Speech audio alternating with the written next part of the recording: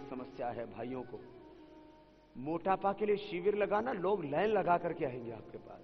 हमने अभियान चलाया है, मोटापा मुक्त भारत, मधुमेह मुक्त भारत, तनाव मुक्त भारत, रोग मुक्त, तनाव मुक्त, नशा मुक्त, व्यसन मुक्त, स्वस्थ, समृद्ध, संस्कारवान, दिव्य और भव्य भारत का अभियान है ये अपना। इतनी बड़ी साधना है ये अपनी। मोटापा के कारण से क्या क्या समस्याएं होती हैं? मोटापा स्वयं में तो समस्या है ही। मोटापा से घुटनों में दर्द, कमर में दर्द, तो ये द्विचक्री का आसन करने से घुटने भी अच्छे होते हैं। अब मर्कटासन करेंगे। मोटापा से सबसे ज्यादा होता है कमर में दर्द, फिर मोटापा से घुटनों में दर्द, मोटापा से फिर मधुमेह, फिर मोटापा से हार्ट की प्रॉब्लम, मोटापा से ब्लड प्रेशर की प्रॉब्लम, मोटापा से कोलेस्ट्रॉल की प्रॉब्लम। पैर मोड़ लीजिए, घुटने पंजे पास में, दोनों हाथ कंधों के बराबर।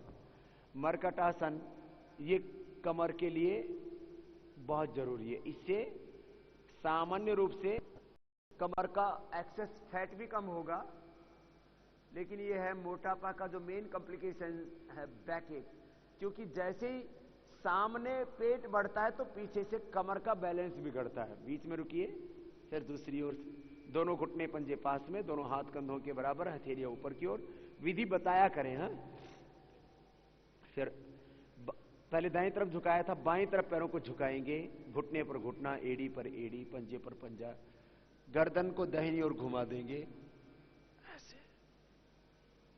श्वास भरते हुए वापस आएंगे, श्वास छोड़ते हुए ऐसे।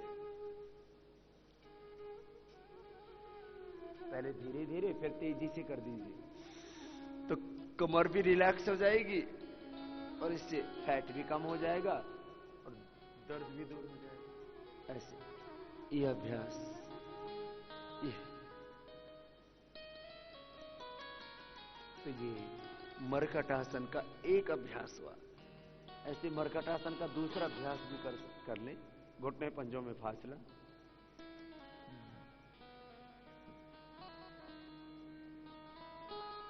दाहिनी तरफ पैरों को झुका दिया तो दाहिना घुटना जमीन पर, बायां घुटना दाहिने पैर के पंजे के ऊपर आ जाता है, गर्दन विपरीत दिशा में बाईं ओर घुमा करके रखें, दाहिनी तरफ पैर, बाईं तरफ गर्दन को घुमा के रखें।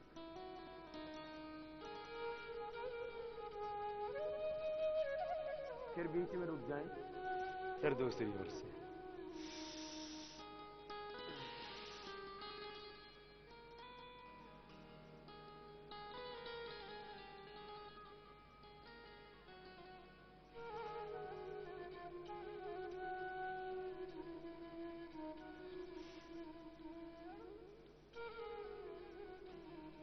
पैर सीधे, मर्कटासन का तीसरा अभ्यास। ये मुख्य रूप से कमर के लिए उपयोगी है। याद रखना, जब भी आसनों का लाभ बताया जाता है तो लाभ प्रमुख रूप से कथन किया जाता है, उसको बोलते हैं मुख्य लाभ, और उसके गौण लाभ तो बहुत होते हैं। ये तो कमर के लिए तो उपयोगी है, ये मोटापा के लिए भी अच्छा है और बॉडी के बैलेंस के लिए बहुत जरूरी है।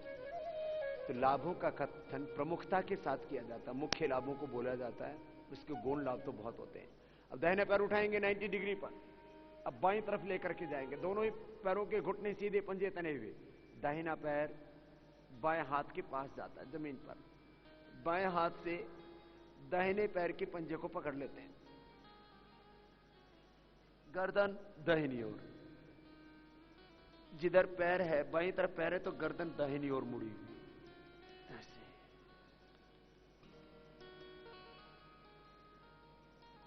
फिर पैर वापस 90 डिग्री पर, फिर जमीन पर, फिर दूसरी ओर से। सबसे पहले पैर को 90 डिग्री पर उठाएं, फिर धीरे धीरे नीचे लेकर के आए, बाएं पैर को दाहिने हाथ के पास लेकर के आ गए, पहली अंगुली और अंगूठी से पैर के अंगूठे को पकड़ लीजिए। पकड़ने का तरीका, गर्दन बाईं और झुका करके रखें, घुटने सीधे दोनों ही पैरों के, पंजा नीचे की ओर खिंचा रहता है हमेशा पैर का, जो नीचे पैर हो,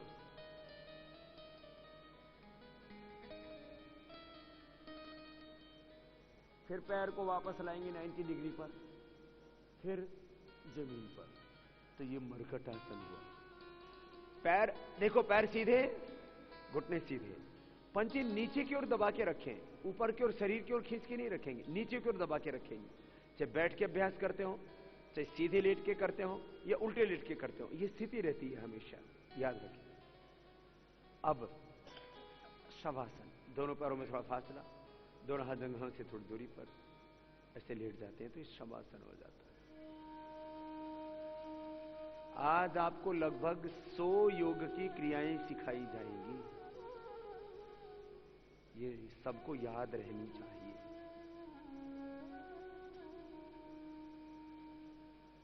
अब ये आपको बताया मोटापा के लिए विशेष आसनों का अभ्यास। अब आपको पेट के लिए विशेष आसनों का अभ्यास बताते हैं। ये जो पेट के लिए जितने भी आसन होते हैं वे मधुमेह के लिए भी उपयोगी होते हैं। क्यों? क्योंकि पेट में ही एक ग्रंथि है, एक और, उसका नाम है, हिंदी में संस्कृत में आग्नेयाशय और अंग्रेजी में इसको कहते हैं पेनक्रियास। पेनक्रियाज या पेनक्रियास, पेनक्रियास के बीटा सेल्स धीरे धीरे कमजोर पड़ते हैं, बाद में डीजनरेट हो जाते हैं, निष्क्रिय हो जाते हैं। उससे इंसुलिन बनने की प्रक्रिया बाधित हो जाती है, पूरा इंसुलिन बन पाता है। इंसुलिन ब्लड में घुल करके बॉडी के एक एक सेल में माइटोकॉन्ड्रिया के अंदर ग्लूकोज को बर्न करके एनर्जी पैदा करता है और बॉडी के शर्करा को, शुगर को बैलेंस करने का काम करता है। ये पेनक्रियास जब कमजोर पड़ गया तो डायबिटीज हो जाती है। पेनक्रियास के कमजोर पड़ जाने से डायबिटीज हो जाती है। अब यदि पेनक्रियास को हम एक्टिवेट करें तो कपालभाति आदि प्राणायाम करके उसको हम एक्टिवेट करते हैं। पेट के आसन करके पेनक्रियास का आकुंचन प्रसारण करके उसको सक्रिय कर, एक्टिवेट करके हम मधुमेह को नियंत्रित करते हैं। प्राणायाम आपको बाद में बता देंगे। प्राणायाम मोटापा के लिए भस्त्रिका जरूरी है, कपालभाति, उज्जाई, अनुलोम विलोम, भ्रामरी, उद्गीत। जितना हम लंबा गहरा श्वास लेते हैं उतना ही हमारे बॉडी की कैलोरी बर्न होती है। तो इसलिए भस्त्रिका से कैलोरी बर्न होती है। चलने फिरने, घूमने से, एक्सरसाइज करने से नहीं, लंबे सांस लेने से भी कैलोरी बर्न होती है। कपालभाति से पूरी बॉडी का मेटाबॉलिज्म का बैलेंस होता है। उज्जाई से थायराइड संतुलित होता है। अनुलोम विलोम से पूरी बॉडी का मेटाबॉलिज्म बैलेंस होता है और सारी नस नाड़ियां और मोटापा के जितने भी कॉम्प्लिकेशंस है वो ठीक होते हैं। भ्रामरी उद्गीत से स्ट्रेस कम होता है। सभी रोगों का मुख्य कारण है लेस फिजिकल एक्टिविटी, स्ट्रेस और गलत खान पान, ओवर डाइटिंग या अनहेल्दी डाइट। तो योग के द्वारा हमने कहा मोटापा और मोटापा की कॉम्प्लिकेशंस, हम सब चीजों को ठीक करते हैं। इसलिए मोटापा के लिए मैंने अभी प्राणायामों के बारे में बताया, प्राणायाम बाद में करवा देंगे। अभी आपको पेट के लिए खास आसन करा रहे हैं। तो ये पेट वाले आसन मधुमेह के लिए भी उपयोगी है, इसलिए हम पेट और मधुमेह दोनों के लिए इन आसनों को कहें तो अच्छा रहेगा। ये 10 अभ्यास होंगे, 10 अभ्यास मुख्य रूप से। फिर अभ्यास बढ़ा सकते हैं किसी के अंदर सामर्थ्य हो तो। सबसे पहले पवन मुक्तासन, दोनों पैरों से एक साथ करेंगे, एक एक पैर से भी इसको किया जा सकता है प्रारंभ में। तो दोनों पैरों को मोड़ लीजिए, पेट के लिए खास आसन। दोनों पैरों को मोड़ लिया, दोनों हाथों को उठाएंगे, अंगुलियों को इंटरलॉक कर लेंगे, घुटने के ऊपर से पैरों को पकड़ लेंगे। श्वास बाहर छोड़ेंगे, श्वास बाहर छोड़ें, घुटनों को दबाएं, छाती से लगाएं, सिर उठा करके नासिका लगा देते हैं पैर के घुटनों से। कमर में दर्द हो तो सिर ना उठाना।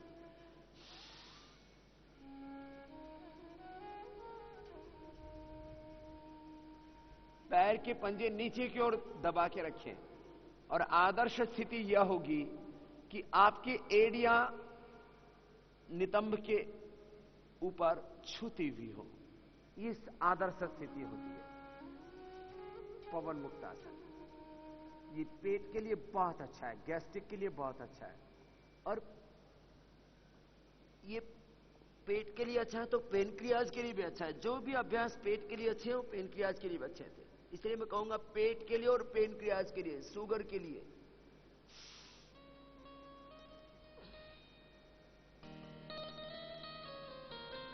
पंजों को नीचे की ओर दबा के रखेंगे, पैर के पंजे नीचे की ओर दबे हुए, तो एड़ी अपने आप ही जंघा से कुल्ले के ऊपर लगी हुई होगी।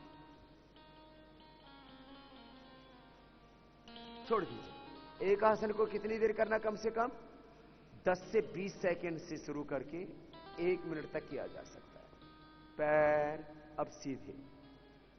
पेट के लिए और पेनक्रियाज के लिए अगला विशेष अभ्यास। पेट की बड़ी बीमारियां हैं, नाभि का डिगना, धरण का डिगना। ये नाभि डिग जाती है, पिछोटी खिसक जाती है। इससे बहुत प्रकार के उपद्रव होते हैं शरीर में। गैस, एसिडिटी, इंडाइजेशन, कोलाइटिस और डिफरेंट प्रकार के न्यूट्रिशंस और माइक्रो न्यूट्रिशंस की कमी का भी मुख्य कारण क्या है? पेट। पेट यदि आपका ठीक नहीं है तो जो आप आहार लेते हैं उससे, आहार से आपको पूरे पोषक तत्व नहीं मिल पाएंगे। क्यों? आपने खाया तो पूरा, लेकिन वो डाइजेस्ट ही नहीं हुआ, तो फिर न्यूट्रिशंस, माइक्रो न्यूट्रिशंस की कमी, डेफिशिएंसी हो जाती है। अब उत्तान पादासन करेंगे। दोनों पैरों को उठाएंगे 30 डिग्री पर, घुटने सीधे, पंजे तने हुए, दोनों हाथ जमीन की ओर, सांस अंदर, रोक करके रखेंगे पैरों को। ऐसे आधा मिनट रोक करके रख देना। नाभि, धरण अपने आप ठीक हो जाती है। जल्दबाजी नहीं, रोक के रखिए। पैर कांपने लगेंगे, थोड़ी देर में पैरों में कंपन होने लगेगा, पेट में भी एक कंपन होने लगेगा, वाइब्रेशन होने लगेगा। होने दीजिए। थक जाते हैं तो थकने दीजिए, कोई बात नहीं। बस एक ही शर्त है, कमर में ज्यादा दर्द नहीं होना चाहिए। पैर नीचे। काफी बहनों ने अच्छा किया और कुछ बहनों ने गड़बड़ किया।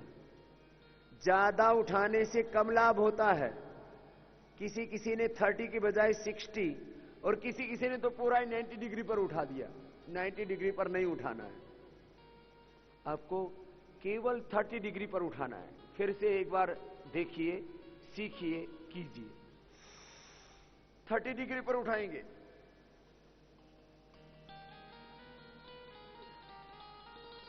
जिनका शरीर थोड़ा पतला है उनको पैर थोड़े उठे हुए दिखेंगे। मोटापा में तो पेट से वो भी ढक जाएंगे।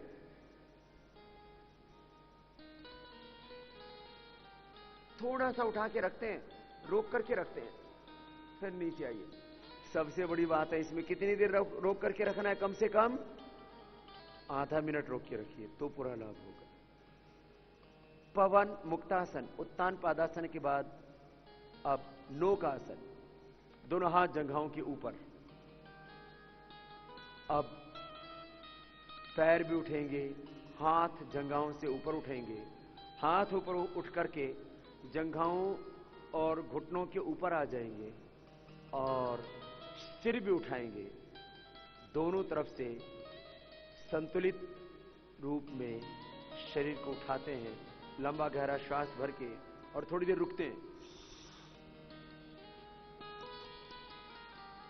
बराबर बराबर उठाइए, न ज्यादा न कम।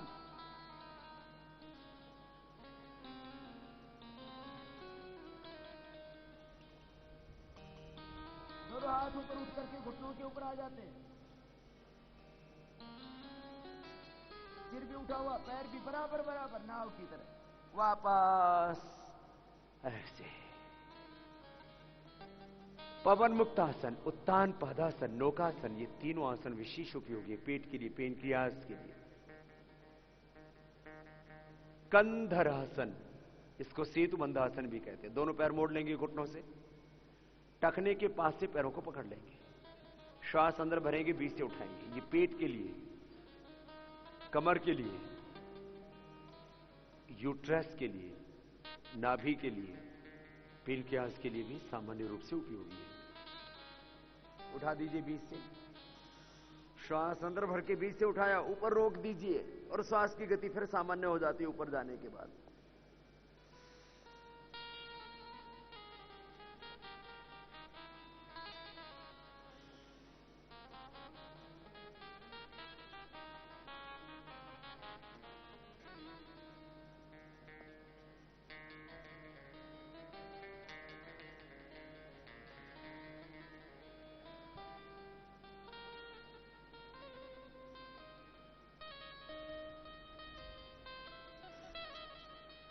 आप नीचे आ जाइए।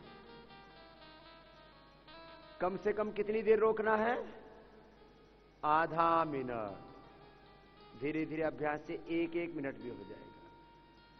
पैर सीधे, दोनों पैरों से एक साथ कर देंगे। पादांगुष्ठ नासास्पर्शासन। क्या है बोलिए?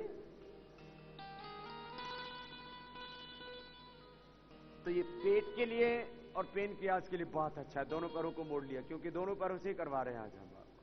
पवन मुक्तासन भी दोनों पैरों से ही करवाया, वो एक एक पैर से भी किए जा सकते हैं दोनों अभ्यास।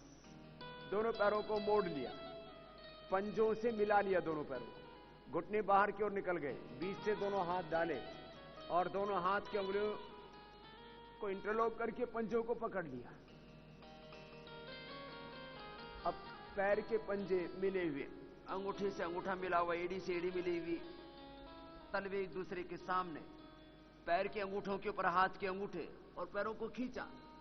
खींचिए, खींचेंगे धीरे धीरे धीरे धीरे धीरे धीरे। पैर अंगूठे के पास आ जाए, पैर के अंगूठे नासिका के पास आ जाएंगे।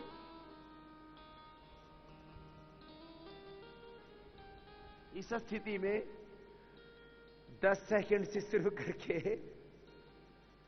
20-30 सेकंड ऐसे रोकना है। पैर सीधे, बाएं करवट लेते हुए बैठ जाए। ये रोगानुसार योग का पूरा पैकेज आपको दे रहे हैं, इसको भूलना नहीं है, याद रखना। देखो,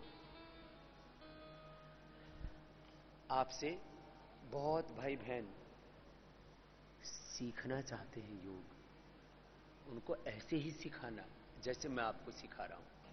अब वज्रासन में बैठने का तरीका क्या होता है? एक तरीका तो जो छोटे बच्चे होते हैं वो तो ऐसे बैठते हैं, ऐसे पैर लिए और ऐसे ऐसे बैठ जाते हैं।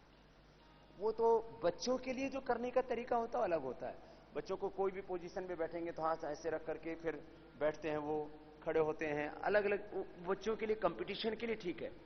बड़ी उम्र में आप लोगों को बोलिए पैर सीधे हैं आपके, तो बोले एक पैर को मोड़िए, पहले एड़ी बाहर पंजा अंदर, फिर दूसरे पैर को मोड़िए, एड़ी बाहर पंजा अंदर। ऐसे कोई भी आसन ऐसे दंडासन में बैठ करके शुरू करते हैं।